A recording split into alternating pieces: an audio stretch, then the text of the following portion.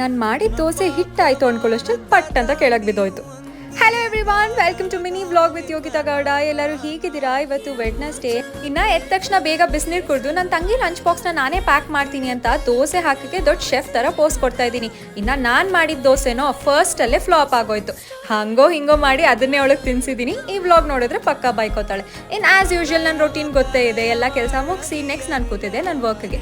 ಸಿಕ್ಕಾಬಟ್ಟೆ ನಿದ್ದೆ ಬರ್ತಿತ್ತು. ಹಾಗೆ ಬಿಟ್ಟಿದ್ರೆ ನಿದ್ದೆನೂ ಮಾಡಿಬಿಡ್ತಿದ್ದೆ ನಾನು. ಬಟ್ ನಿದ್ದೆ ಮಾಡೋ ಆಪ್ಷನ್ ನಮಗಿಲ್ಲ, ಅದಕ್ಕೆ ವರ್ಕ್ ಮಾಡ್ತಾ ಇದ್ದೆ. ಇನ್ನು ಮೊನ್ನೆ ಮಳೆ ಬಂದಾಗ ನಮ್ಮ ಮನೆ ಹತ್ರ ನವಿಲ್ಗರಿ ಸಿಕ್ಕಿತ್ತು. ಅದನ್ನು ಅಮ್ಮ ತಂದು ಮನೇಲಿ ಇಟ್ಟಿದ್ರು. ಮಧ್ಯಾಹ್ನ ಸಿಕ್ಕಾಬಟ್ಟೆ ಹೊಟ್ಟೆ ಹಶ್ವಾಗ್ತಿತ್ತು ಅಂತ ಹೇಳಿ ನಾನು ಊಟ ಅಂತೂ ಮಾಡಲಿಲ್ಲ, ಐಸ್ ಕ್ರೀಮ್ ಆರ್ಡರ್ ಮಾಡ್ಕೊಂಡಿದ್ದೆ. ಐಸ್ ಕ್ರೀಮ್ ಅಂತೂ ನಂಗೆ ಡೈಲಿ ಇರಲೇಬೇಕು. ಅದೊಂಥರ ನನ್ನ ಸ್ಟೇಪಲ್ ಫುಡ್ ಆಗಿಬಿಟ್ಟಿದೆ. ಇನ್ನು ನನ್ನ ತಂಗಿ LKG ಇದ್ದಾಗ ತಗೊಂಡಿದ್ದು ಚೇರ್ ಅದು. ಮನೇಲಿ ಎಲ್ಲರೂ ಕುತ್ಕೊಂತಿದ್ವಿ. ಯಾಕೋ ಗೊತ್ತಿಲ್ಲ, ಮೊನ್ನೆ ಅಮ್ಮ ಕುತ್ಕೊಂಡಾಗ ಮುರಿದೇ ಹೋಯ್ತು. ಇನ್ನು ನಾನು ಬಟ್ಟೆ ವಾಶ್ಗೆ ಹಾಕಿ ಇನ್ನು ಎಷ್ಟೊತ್ತಪ್ಪ ಮನೆ ಒಳಗಡೆ ಗುಬ್ಬಚ್ಚಿ ಥರ ಕೂರೋದು ಅಂತ ಹೊರಗೆ ಹೋಗಿ ಸ್ವಲ್ಪ ಹೊತ್ತು ಇದ್ದು ಬಂದೆ. Thank you for watching.